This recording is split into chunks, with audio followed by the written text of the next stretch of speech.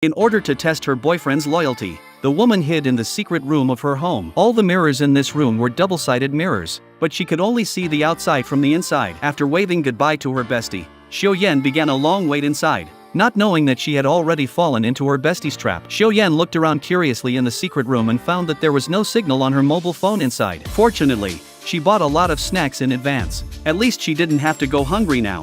When the fiancé finally returned home at night, he saw the breakup video that Xiaoyan had recorded in advance, and he was immediately disappointed. This made Xiaoyan, who was hiding in the secret room, couldn't help but smile. But not long after, she found Xingjian sitting on the bed and fidgeting. Xiaoyan felt that she had joked too much, so she thought about going out to give him a surprise. However, Xiaoyan would never have thought that when she took the key to open the door, she found that the lock could not be opened.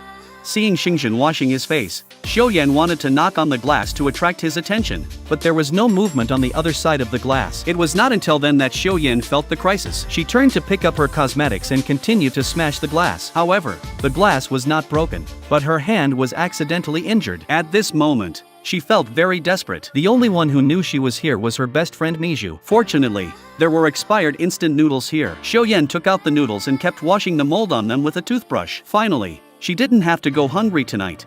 At this moment, she placed all her hopes on her best friend. However, a week passed quickly, and Miju still had no intention of coming to save her. Just when Xiaoyan was confused, she looked up and found Miju appeared at home. This made Xiaoyan see hope immediately, but then she realized that something was wrong.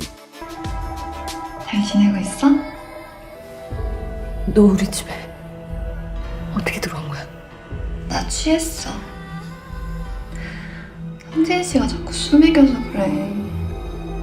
너 와인 못 마신다고 했는데도 자꾸 먹여. 나 따먹고 싶어서 그런가 봐. It was not until then that Xiaoyan realized that this so-called best friend seemed to have hooked up with her fiancé while she was away, and she knew that Xiaoyan had not come out yet, so she said to the mirror.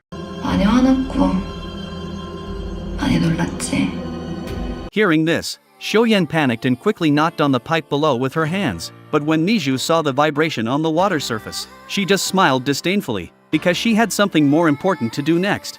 As Miju left the bathroom, Xiaoyan also hurried to the mirror in the bedroom, and found that Xingjian had already hugged Miju's waist, and the two had a deep soul communication in front of her. Faced with their behavior, all Xiaoyan could do was to keep slapping the glass.